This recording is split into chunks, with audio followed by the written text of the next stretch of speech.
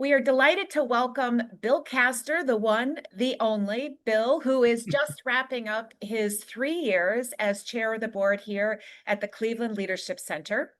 By day, Bill serves as an investment advisor and representative for Greece Financial Partners, GFP Private Wealth, where he works as an independent strategic advisor, an investment advisor, and then he's also an independent strategic advisor for the boutique investment banking firm Carlton McKenna. In both of these roles, Bill is focusing on delivering advice and solutions to clients while serving as a strong ambassador for these firms by tapping into his incredibly deep network and engaging in a variety of business development initiatives. Bill has a career that has spanned more than 40 years in financial services and wealth management, and he's held a variety of different leadership positions, including senior leadership roles at KeyCorp, Bank of New York Mellon, PNC, and Fifth Third Bank. And for those who know Bill, we know that one of his greatest passions is mentoring younger professionals, reflecting a really deep commitment to the next generation, and is just one of the reasons why he has been a long-term active leader in Cleveland's civic arena. Bill is a past chair and currently serves on the boards of directors for both Vocational Guidance Services and Great Lakes Theater. He's also a past chair of the board and is a current trustee emeritus for Positive Education Program, or PEP.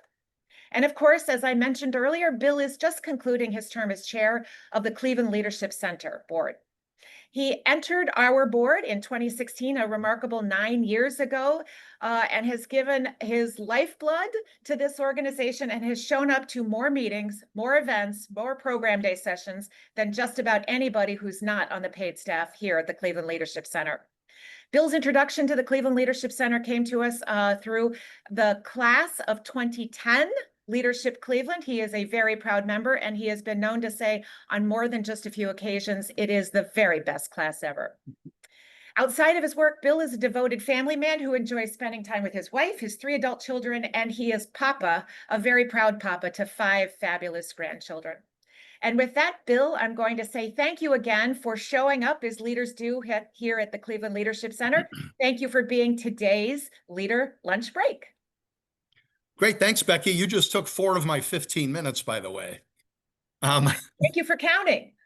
No, great. I'm thrilled to do this. As many folks may know, this weekly Leader Lunch Break series started during the pandemic, early COVID, when the organization was finding ways to continue to tell the story, bring people together.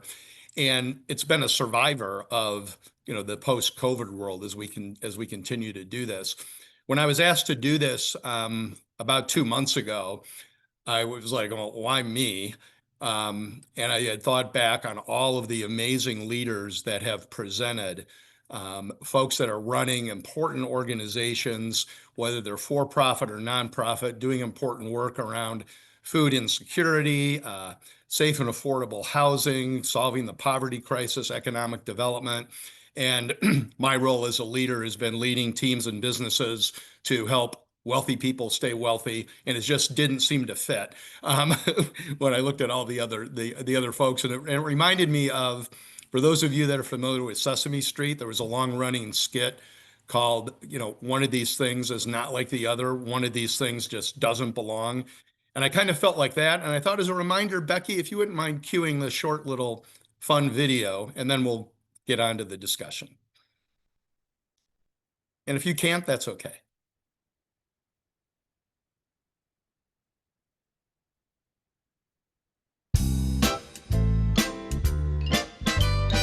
One of these things is not like the others. One of these things doesn't belong. Can you tell which thing is not like the other by the time I finish this song?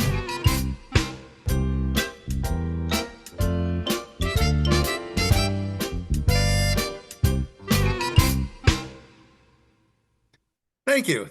So compared to the other leaders on this program, I'm kind of the blue balloon, but that's okay. I wanted to tell a little bit about sort of my path through CLC, not about me, but just to give an insight into the organization. Becky referenced, I joined the Leadership Cleveland program as the class of 2010. Everybody jokes about the best class ever. I would tell you, ask Siri, ask Alexa, go to ChatGPT, and you'll find out that it truly was. Anyhow, we'll leave it there. But ironically, when I joined the Leadership Cleveland class was also the very year that former CEO Marianne Crosley joined the organization and then, quickly became CEO. Ironically, Marianne was a personal friend and a neighbor of mine. So we had an interesting path during her tenure, both when I was in the class and then subsequently got involved in, not on the board, but an investment committee. The very generous former board chair, Mark Burns, had made a gift to the Leadership Center and said, I don't want this to be used for turning on the lights and paying rent, but let's start building a long-term endowment. And I was asked to be part of an investment committee to help build the investment policy and some direction for that without being a board member. My friend and colleague Ed Bell, who's on this call, he was part of that committee, whether he remembers it or not. And through that good work, at the time I was working for PNC. PNC's representative on the CLC board, their term rolled off, and I was asked to join, as Becky said, in 2016. And it's been a great ride and learning experience. Selfishly, I've gotten more out of it than the organization's gotten out of me. I served a number of committees, finance chair, which gives you a really keen insight into the numbers. I've also seen great value in the other boards that I've been part of in having new board members join the development committee right out of the gate.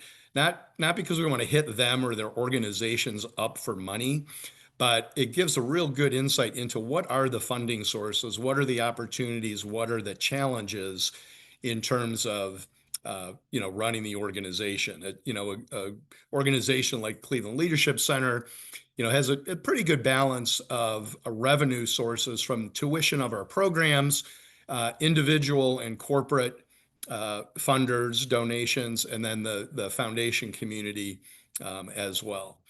And then just sort of to fast forward a little bit, when Rick Fedorovich, who is a fabulous board chair prior to me, when his term was running out, I think after the first 8 people said no, he asked me if I would be interested in serving as the board chair, and I was very willing to do that. As I shared at our board meeting last night, most, if not all of you who are on this call have involvement with boards, whether it's committees or or leadership. I was a little bit intimidated because the board of the Cleveland Leadership Center, kind of by definition is a number of leaders of some pretty large organizations, for profit and not for profit. But in the end, while maybe being a little intimidated, having those resources in addition to the fabulous staff, made the job a lot easier. I will tell you, leading through COVID, which Rick Fedorovich was the board chair when COVID hit. He did a fabulous job leading through. We were able to do limited programming, financing sources were challenged, and just the ability to to do the programming was very tough. But moved into the role for what was to be a 2-year term.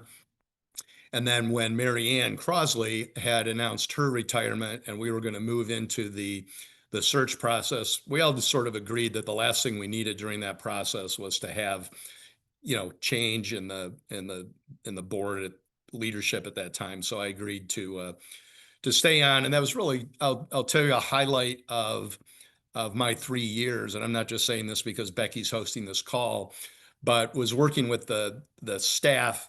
At the time, some of whom were on here, Michael Bennett, Rachel, who knows everything about the organization, but working through that process to find the next leader, not just for a couple of years, but that will really take the organization to where it needs to be. I think, Becky, what do you think? Another 25 years for you, maybe? Counting on it. Okay. And it's been a great, the past, 10, 11, 12 months with the transition has gone very well. The board and the staff couldn't be more pleased with, with where we are. So I thought this might be a good point, Becky, if I could just real briefly show the graphic to just remind people of the different programming of the Cleveland Leadership Center. I'm not going to go through this entire continuum, but often when I run into people in the community who are either aware or not aware of my involvement with the Cleveland Leadership Center, they say, "Oh, you're on the board of Leadership Cleveland." And I nod and I just take a moment to remind them that Leadership Cleveland, while probably the most well-known of the programs, is just one of several programs, important programs at the Cleveland Leadership Center. And you can see the continuum here. We're really running from high school to beyond Leadership Cleveland, even with the legacy leaders and the number of different programs that we run. The Civic Leadership Institute is a fabulous. Some people refer to it as Leadership Cleveland Light. I don't like that term, but it's a great opportunity to get exposure. And of course, my phone's ringing. And then springboard that into other participation within the Leadership Center.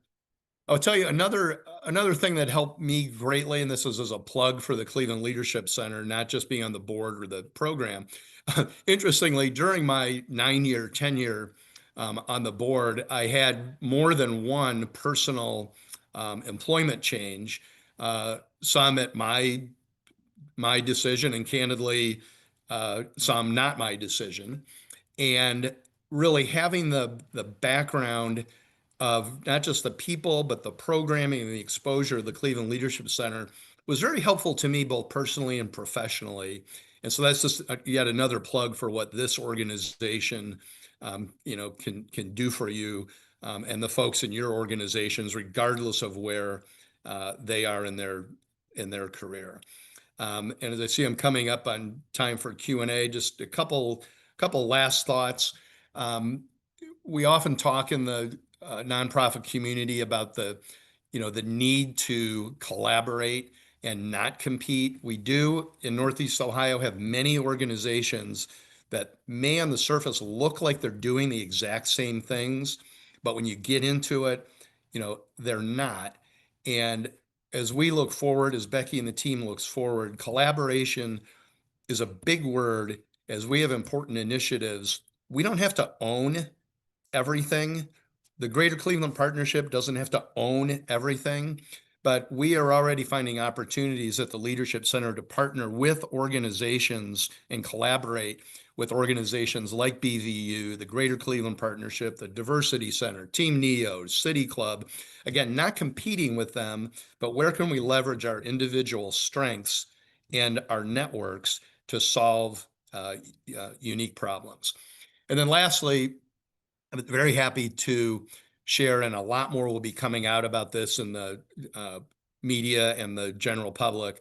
The board last evening approved a 10-year strategic vision, Vision 2035, that identifies the why of what we do, not the what of what we do, but the why. And as part of that, a 3-year strategic plan with 3 very specific priorities. And we've been operating without a really official formal strategic plan for the last several years.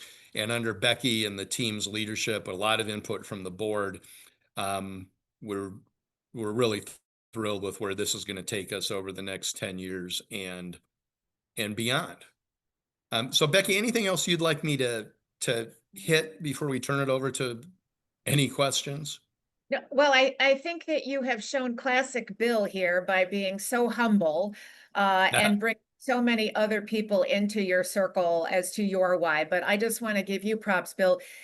You not only are a leader who shows up, but you are a leader who constantly comes to the table thinking about the organization that's in front of you. It's not about your ego. It's not about your own agenda, but talk about a collaborator. So if you didn't know Bill before this conversation, you now have seen everything you need to know about Bill. So Bill, great job setting the stage. Thank you.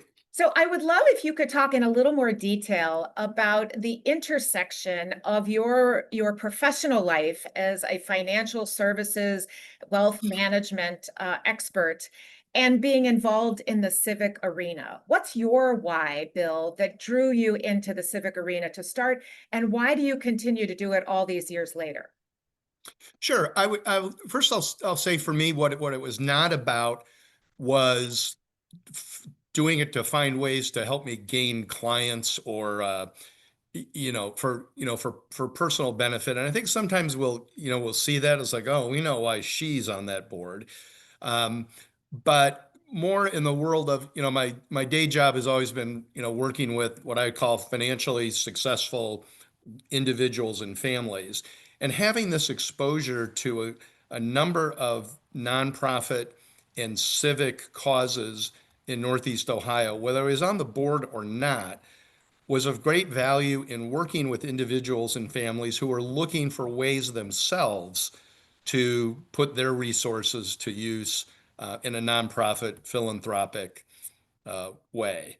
And again, understanding the technical planning side of charitable giving was also helpful to me in my practices and the businesses and teams, that I led. And candidly, in leadership roles, just being exposed to so many people on these boards as fellow trustees who are in leadership roles, have many, many different leadership styles, helped me, especially early in my career frame. Like, I want to be like that person. There's parts of this person that don't fit with me. I've had this corny saying, I've tried to lead with passion and compassion. And that's both, professionally and personally. So I don't know if that answers your question, but it's my answer. It's a great answer. It's a great answer. So you mentioned as you were coming into the boardroom, I'm sorry, into the board chair role at the Leadership Center in 2022. So that was still sort of coming out of COVID. The organization was still in the virtual, getting ready to come back to the in-person. So I have two questions for you. The first is how did you navigate? Were you worried at all as you moved into that early board chair role from an operations standpoint, from a community standpoint? And then the second is going to be to talk about how you got ready for succession planning. Not about me, it isn't about who ended up in the chair, but the process. Many organizations in the last 5 years, particularly in the nonprofit sector in Cleveland, have seen significant turnover at the CEO level. So how, as you were getting your sea legs under you as board chair, were you also thinking about succession planning? Sure. Great question. So the COVID piece of it it was interesting timing that Rachel will know better than I or Becky Board, in the spring or summer of 2020, when the world changed on us, was also approximately when CLC's lease in their office space was coming due. So it ended up being literally, I believe, 2 years for the organization without office space, everybody working virtually. Um, and just as board chair and working with the board and the CEO at the time, yeah, there were operational program issues to think through. How can you bring 40 people together, 50 people together from a class outside under a tent, socially distant, and make it productive? And the other side of that is our important funders, be they individuals or organizations, were asking similar questions. We've supported you, but what are we supporting here in 2021 or 2022? So, thankfully, we have a lot of very loyal foundations, individuals in the community that stuck with us. And then very early in my tenure, I was not expecting it, but the wonderful Marianne Crosley announced that 14 years was going to be enough for her. And so we had to quickly pivot to, okay, how do we move forward with, with succession? We clearly have a very strong internal team. I've been through this before with other organizations. And as a board and an executive committee, we did make the decision to engage an outside firm. You can try to, don't try this at home. We could have tried it, on our own. But, I'll give a plug. We ended up working with a firm called Ratliff and Taylor, who many of you may know, of a very thorough process that we knew was going to be successful. And again, Becky, I know you said it's not all about you, but through that process, you come away feeling very confident that you've done everything you can to uncover the best solution, going forward. And one of the most important things we worked through was making sure that whoever we selected as the next CEO, it was going to be a fit with the staff and the entire board. And I'm confident, not just because I was part of it, because I hear it almost every day, that we're in a very, very great spot with you, Becky, as the leader. Well, thank you. Thank you for saying that. So part of why I asked you the question about the transition into the role of chair coming out of COVID is, even though, thank goodness, COVID is long gone and behind us and may it never, ever come back, we are living through a time right now where there is clear economic uncertainty that is happening. We've seen significant changes at the state level in funding of some organizations, the federal level. There's some noise clearly in the stock market up and down, and some uncertainty. And as someone who serves not only, again, in the for-profit space, but you're in several other boardrooms, I'm curious what you're hearing now about how organizations can best position themselves to navigate through some of these choppy waters and some of this uncertainty. What are your thoughts, Bill? So excellent question. And I see some of my friends from VGS are on the call here, and we're certainly working through it. They're Great Lakes Theater, an arts organization, a lot of questions there. What I've tried to do, and my peers on other boards with organizations, including the Cleveland Leadership Center, is you can't lead just assuming that everything's in a worst case scenario. You have to stick to, what you do, and sure, you have to do a lot of scenario planning these days, because just, funding is, who knows? I mean, talking with Krista Warzoka from the food bank last night, they certainly have, a broad set of issues.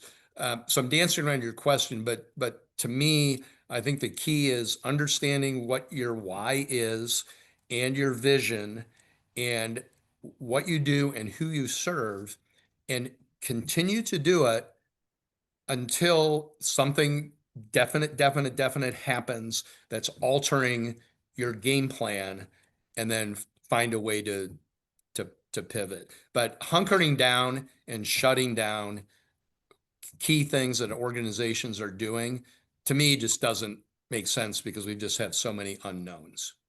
Yeah. So as somebody with such an extensive career in the civic arena, can you talk about maybe a time other than the ones we talked about where you've encountered a challenge? Has there been a challenge in your community work? And I'm curious how you've overcome it. Sure. I would say many years ago, I was on the board of a smaller organization that shall remain nameless. And I might have been I wasn't the board chair, I might have been vice chair. And a group of 9 board members came to me and said, "We're resigning." And that would have left like 4 board members. And I said, "What did I do?" And they said, "Well, it's not you. That's why we're telling you this." And it was just a mismatch with the board chair, not the leader of the organization, the board chair. And nobody would talk to this individual. And so I said, "Well, let me go talk to him and just tackle it head on." And I said to this person, "Here's what's happening. And rightly or wrongly, the reason is you." And this individual gracefully said, "I get it. This can't happen. I'll step aside." So, that was it was relatively small, scenario, but it was sort of early in my career involved in the nonprofit civic world, where I just had to have a very uncomfortable conversation with a peer, and it all worked out. Yeah. So I'm curious, obviously, while there's an awful lot of reward that comes from being active in the civic space, and in particular being a leader within the civic space, it can also be challenging work, and it can be taxing work on top of your day job. What do you do to take care of yourself as a leader? Who do you rely on and go to when you're working through some of those challenges? Yeah, so I've several mentors, peer mentors in the the community. My good friend Ed Bell, who's on this call, when we were working through the CEO transition that ultimately ended up with a fabulous selection. More than once a week, I'd just stick my head in his office and I'd be like, "Oh boy, when this has become my day job, and it's not supposed to be."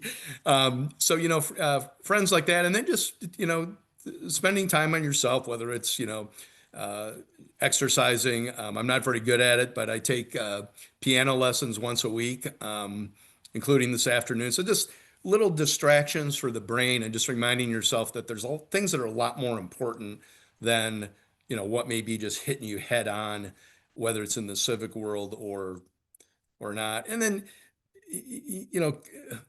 candidly, whether it's good or not, I've had more than a couple employers in 43 years, mostly all in Northeast Ohio. Been involved in a number of boards. What it's done is I've just developed a very broad network of not just professional colleagues, but people who are truly friends. And as I'm somewhat transitioning into I'm not sure what the word semi-retirement means, but my responsibilities are changing, just having this broad network. And so I just encourage all of you not to job hop, and what I did wasn't job hopping, but don't lose the relationships that you've built, again, professionally or personally, from organizations you may have been with before, because those people will always be important to you, and can be helpful, again, professionally and personally as you go forward. So as you go forward into this new sort of era, you said semi-retirement, but not quite. What role do you think civic engagement and civic leadership will continue to have for you? Oh, it'll still be. I'm going to stay very involved. The Leadership Center is generous enough that for former board chairs, you keep a seat of engagement as emeritus. Maintain my other board leadership. You mentioned my continued connection to Greece, GFP Private Wealth, pardon me, and Carlton McKenna. No laughter, please, but in the fall, I begin as an adjunct professor at Tri-C, teaching a class or two, and then, just staying, very involved. We've probably all seen too many people who kind of shut it down when their official corporate world is over, and then bad things happen. And I'm committed to keep going as long as I can. Yeah, I love the addition of teaching at Tri-C. Can you share just a little bit more about what kind of classes you're going to be teaching? It's either astrophysics, no, I'm kidding, um, intro to business, or personal finance. And again, this is another connection through the Cleveland Leadership Center. I met Dr. Michael Baston, who was in the last or class before that of Leadership Cleveland. We've developed a relationship. Somebody said, "Hey, you ought to teach." I contacted him. He contacted me. Whatever. So we love to have people from sort of real world. So I'm looking forward to it. Outstanding. Well, I'm sure that they are too. And the students who are fortunate enough to be able to sign up for Professor Castor's class are going to be a treat. So, Bill, thank you so much for doing what you do best, which is to show up and to be such a great champion and advocate, not only for the Cleveland Leadership Center, but really for all of Cleveland. We are so profoundly grateful for your decision to say yes to civic leadership. So thank you for joining us today. Great. Thank you, Becky, and the entire team at the Leadership Center. Keep it going.